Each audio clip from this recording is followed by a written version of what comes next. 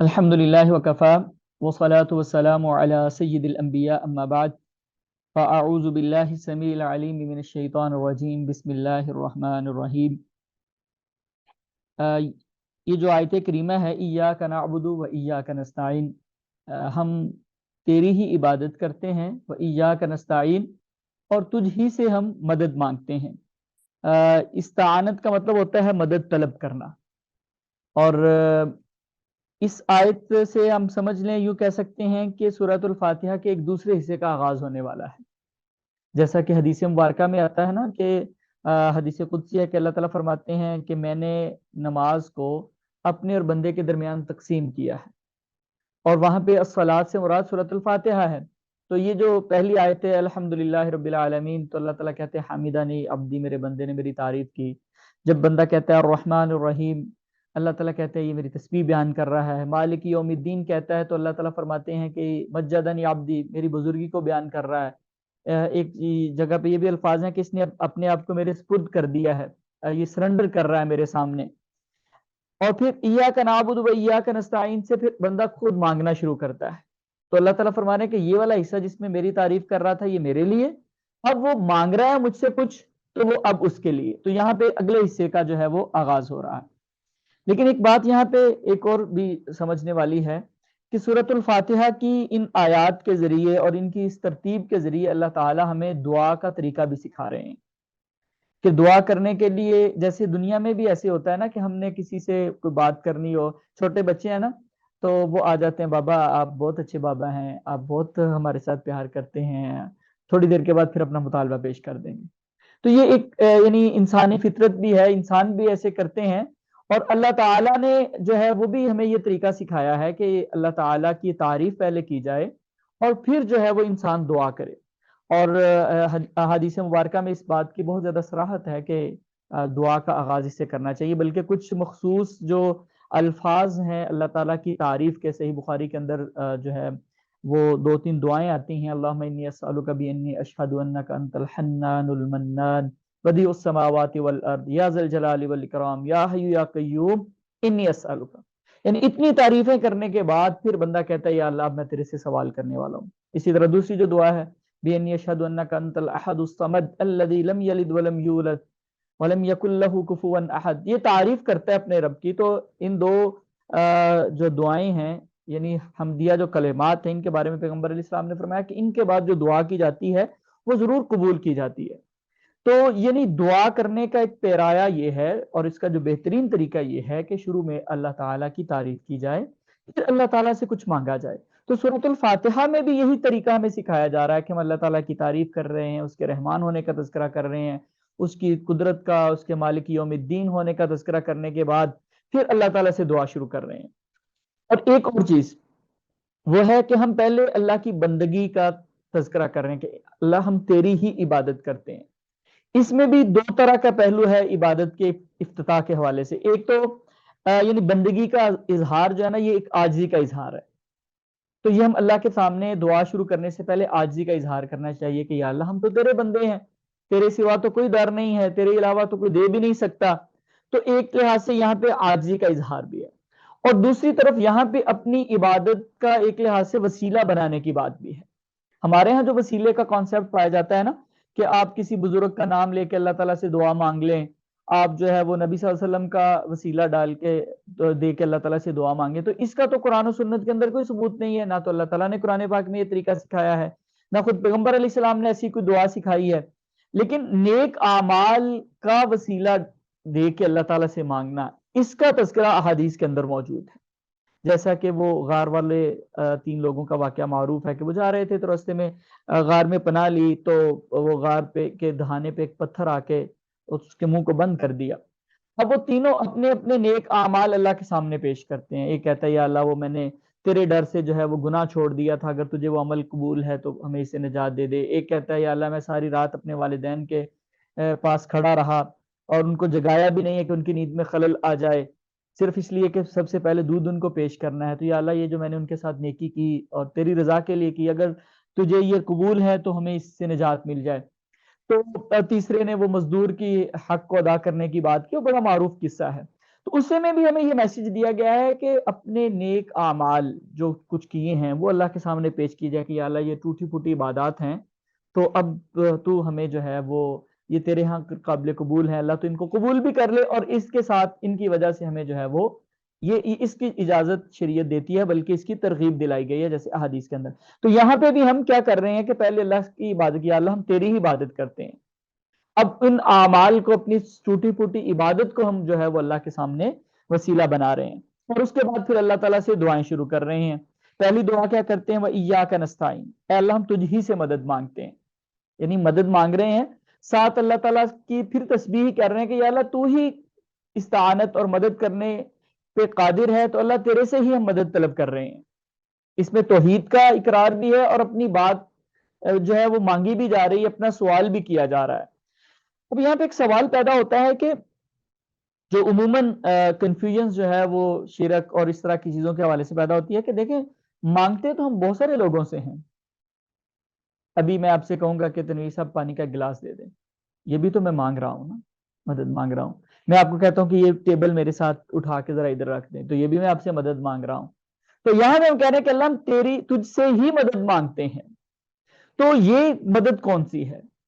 ٹھیک ہے، ایک مدد ہوتی ہے جو اسباب کے تحت ہوتی ہے، ٹھیک ہے،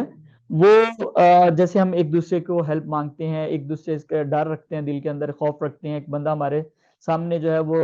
اسلحہ لے کے آ جاتا ہے تو ایک خوف کی کیفیت پیدا ہوتی ہے، وہ چونکہ سبب سامنے نظر آ رہا ہے، اسباب کے تحت اس کسی سے مانگ بھی رہے ہیں، اس کا ڈر اور خوف بھی رکھ رہے ہیں، ٹھیک ہے۔ ایک ہوتی ہے کہ ہم یہ عقیدہ رکھیں کہ اسباب سے ماورا ہو کے بھی کوئی ہمیں دے سکتا ہے، کوئی وسیلہ، کوئی سبب، کوئی اس کے مینز جو ہیں، اس کے ٹول سامنے نظر نہیں آ رہے، لیکن پھر بھی ہمیں اللہ سے یقین ہے کہ یا اللہ تعالیٰ کوئی راستہ پیدا کر لیں گے، اللہ تعالیٰ بغیر اسباب کے بھی دے سکتے ہیں۔ یعنی اولاد حاصل کرنے کا وقت نہیں ہے، حضرت زکریا علیہ السلام پھر بھی مانگ رہے ہیں یا اللہ تیرے لیے کون سی مشکل ہے، تو یہ جو سارے اسباب کا پورا سلسلہ ہے، اس سارے سلسلے کو الٹ پلٹ کر کے بھی تو عطا کر سکتا ہے نا۔ تو یہ والی جو استعانت ہے یہ صرف اللہ رب العزت کے ساتھ خاص ہے،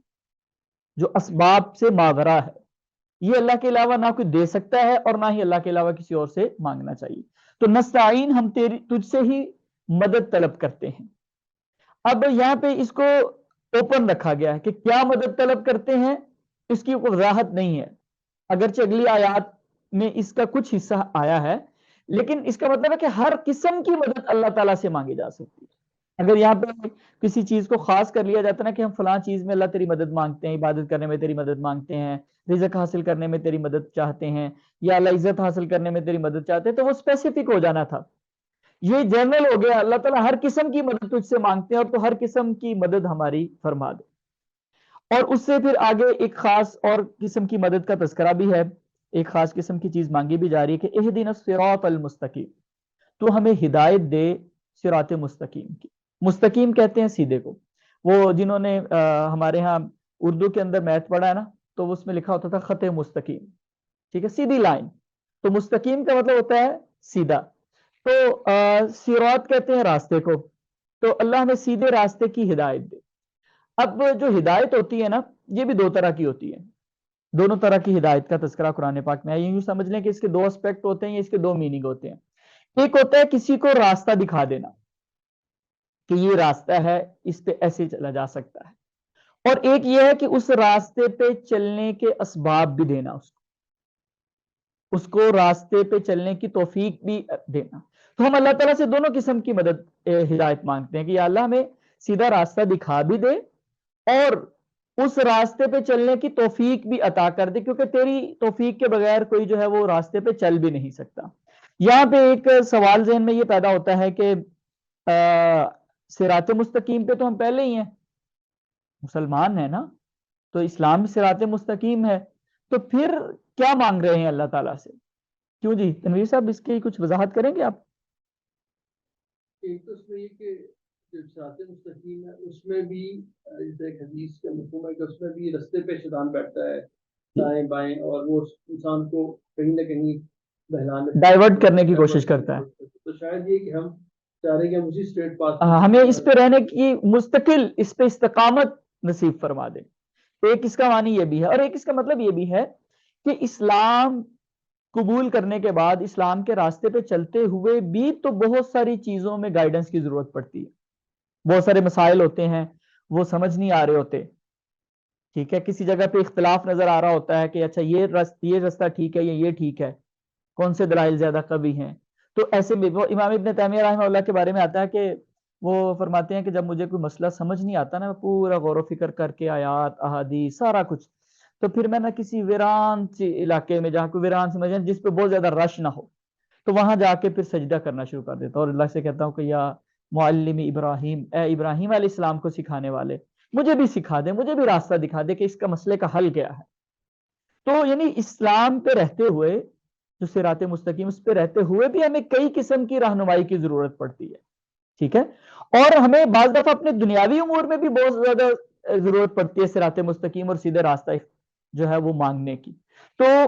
ہر قسم کی چیزیں جو ہے پھر وہ اس کے اندر شامل ہے کہ اہدنا الصراط المستقیم، تو ہدایت دے ہمیں صراط مستقیم کی، سیدھے راستے کی. اور آگے اس سیدھے راستے کی وضاحت بھی ہے کہ صراط الذین، ان لوگوں کا راستہ، انعمت علیہم، جن پہ تو نے انعام کیا. اور وہ لوگ کون ہیں؟ جیسے کہ قرآن پاک کی آیت بھی ہے، اولئک الذین انعم اللہ علیہم من النبیین والصدیقین والشہداء والصالحین، وہ نبیین ہیں جن پہ انعام ہوا، صدیقین ہیں، شہداء ہیں، صالحین ہیں. یہ راستہ ہے انعام یافتہ لوگوں کا، ان کے راستے پہ چلنا. تو ان لوگوں کا راستہ ہمیں دکھا، انعمت علیہم، جن پر تو نے انعام کیا، غیر المغضوب علیہم، جن پہ غضب نہیں کیا گیا. یہ دوسری صفت ہے ان لوگوں کی. پہلی صفت کیا ہے؟ جن کا راستہ ہم مانگ رہے ہیں جن پر انعام ہوا. دوسری ان کی صفت کیا ہے؟ غیر المغضوب علیہم، جن پہ غضب نہیں ہوا، غضب نہیں کیا گیا. غضب مین غصہ، اور ایک لحاظ سے یہ دھتکار دینے والی بات ہوتی ہے، اور اللہ تعالیٰ کی ایک عقوبت اور سزا کی بات ہوتی ہے. ولا الضالین، اور نہ گمراہ ہوئے. تیسری ان کی صفت کیا ہے کہ وہ گمراہ بھی نہیں ہے. تو بعض دفعہ نا اس کا ترجمہ بعض لوگ یہ کر دیتے ہیں کہ صراط الذین، ان لوگوں کا راستہ، انعمت علیہم، جن پہ تو نے انعام کیا، غیر المغضوب علیہم، ان لوگوں کا راستہ نہ دکھانا جن پہ تیرا غضب ہوا. حالانکہ یہ ایک ہی طرح کے لوگوں کی تین صفات بیان کی گئی ہیں، جن پر تیرا انعام ہوا، جن پہ غضب نہیں ہوا، ولا الضالین، اور نہ گمراہ ہوئے. تو اس کی حدیث میں وضاحت ہے کہ غیر مغضوب علیہم سے مراد یہود ہیں، کیونکہ ان پہ بہت زیادہ غضب اللہ کا ہوا، اور اس کا تذکرہ بھی مختلف قرآن پاک کی آیات کے اندر موجود ہے. والضالین سے مراد گمراہ جو ہے وہ یہاں پہ عیسائیوں کو کہا گیا ہے. اس کا مطلب یہ نہیں ہے کہ عیسائیوں پہ غضب نہیں ہے یا یہودی گمراہ نہیں ہے. یعنی کچھ چیزیں ایسی ہوتی ہیں جو ذرا ان کا ایک شعار بن جاتی ہیں یا بہت پرومیننٹ ہو جاتی ہیں ان کے اندر. جیسے وہ حدیث ہے نا، ارحم امتی بامتی ابو بکر، میری امت میں سب سے زیادہ امت پر رحم کرنے والے ابو بکر صدیق ہے. واشدہم فی امر اللہ عمر بن الخطاب، دین میں سب سے زیادہ سخت عمر بن خطاب رضی اللہ تعالیٰ عنہ. واصدقہم حیاء عثمان بن عفان، سب سے زیادہ حیادار حضرت عثمان بن عفان ہے. اقضاہم علی بن ابی طالب، سب سے زیادہ درست فیصلے کرنے والے حضرت علی بن ابی طالب رضوان اللہ علیہ مجمعین. اب اس کا مطلب یہ نہیں ہے کہ باقی تینوں میں رحم نہیں تھا امت پہ، یا باقی جو تین تھے وہ دین کے معاملے میں سختی کرنے والے نہیں تھے، یا جو باقی تین تھے ان میں حیا نہیں تھا، یا جو باقی تین تھے وہ ان کو فیصلہ کرنے کی قوت ان کے پاس نہیں تھی. لیکن کچھ چیزیں کسی پرسنالٹی کے اندر پرومیننٹ ہو جاتی ہیں، ڈومیننٹ ہو جاتی ہیں، ان کی شخصیت کا وہ پہلو بہت نمایاں ہو جاتا ہے. تو اسی طرح یہ کچھ قوموں کے اندر بھی کچھ چیزیں نمایاں ہو جاتی ہیں. تو یہ جو غضب نازل ہونے والی بات ہے یہ یہودیوں پہ نمایاں ہو گیا، حتیٰ کہ ان کی بائبل کے اندر بھی بار بار اس بات کا تذکرہ ہے کہ وہ نافرمانی کی بنی اسرائیل نے، پھر اللہ نے یہ عذاب دیا، پھر نافرمانی کی، پھر ان کو یہ سزا ملی. اور عیسائیوں پہ جو گمراہی والا عنصر ہے وہ زیادہ نمایاں ہے ان کے اس قوم کے اندر، اس لیے اس کا زیادہ تذکرہ کیا. تو یہ تو وہ تفسیر ہے جو پیغمبر علیہ السلام نے اس کی بیان کی ہے. اس کے برحق ہونے میں تو کوئی دوسری رائے نہیں ہو سکتی، لیکن چونکہ یہ الفاظ عام ہیں اس لیے تمام جو مغضوب علیہم ہیں وہ اس میں شامل ہو سکتے ہیں. وہ یہودیوں کے علاوہ جو ادیان والے ہیں وہ بھی ہو سکتے ہیں. ایون کہ مسلمانوں میں سے بھی اگر کوئی بدعت اور اس طرح کے راستے پہ چلتا ہے، اس پہ اللہ کا غضب ہوتا ہے، تو وہ بھی اس میں شمار ہوتے ہیں. اور ہم ان تمام کے راستوں سے پناہ مانگتے ہیں اور اس راستے پہ نہیں چلنا چاہتے، اور اللہ سے توفیق مانگتے ہیں کہ اللہ اس راستے پہ ہمیں نہ چلانا. جو بھی لوگ گمراہی کے راستے پہ چلے جاتے ہیں، وہ عیسائی ہوں، یہودی ہوں، مجوسی ہوں، جو ہے وہ اللہ کا انکار کرنے والے ہوں، یا اس مسلمان کہلوا کے پھر جو ہے وہ جیسے حدیث کا انکار کر دیا کسی نے، قرآن کی من مانی تشریحات کرنا شروع کر دیں، یا اللہ اور اس کے رسول کے مقابلے میں کسی اور کی بات کو زیادہ اہمیت دینا شروع کر دی، تو کسی بھی صورت میں جو گمراہی ہے، اللہ تعالیٰ سے ہم دعا مانگ رہے ہیں کہ اللہ تعالیٰ ہمیں ان لوگوں کا جو ہے راستہ دکھانا جن پہ انعام ہوا ہے، اور انعام ہونے کے بعد نہ تو وہ مغضوب علیہم ہوئے اور نہ ہی وہ گمراہ ہوئے، صحیح صراط مستقیم جو ہے وہ ہمیں عطا فرما دینا۔ اور یہ سورۃ الفاتحہ ہے، جس کے بعد پھر ہم آمین کہتے ہیں، اور جس کا جو جنرل مفہوم یہ کہ یا اللہ اس کو قبول فرما لے، اور اس کا بھی مختلف احادیث کے اندر تذکرہ ہے، خاص طور پہ نماز کا ہے، جب امام الضالین کہے تو آپ آمین کہیں، اور چونکہ فرشتے بھی آمین کہتے ہیں تو جس کو وہ موافقت مل گئی فرشتوں کی آمین کی۔ اور ایک روایت میں آتا ہے کہ یہودی جو ہیں وہ اس پہ بہت زیادہ غصہ کرتے ہیں، جو آپ کو یہ آمین والی جو بات ہے، اور جس پہ جب آپ اس پہ عمل پیرا ہوتے ہیں۔ تو یہ سورۃ الفاتحہ ہے جس کا ہم نے مختصر ترجمہ اور مختصر سی تشریح جو ہے، ترجمہ اور مختصر تشریح ہم نے پڑھی۔ اس کو الصلاۃ بھی کہا جاتا ہے، جیسا کہ میں نے حدیث بیان کی ہے کہ یہ اللہ تعالیٰ نے اس کو خود الصلاۃ کہا ہے، اور اس لیے اسے پتہ چلتا ہے کہ نماز میں اس کو پڑھنا کتنا زیادہ ضروری ہے، جیسے پیغمبر علیہ السلام نے فرمایا نا کہ لا صلاۃ لمن لم یقرأ بفاتحۃ الکتاب، فاتحۃ الکتاب کے بغیر نماز نہیں ہے۔ تو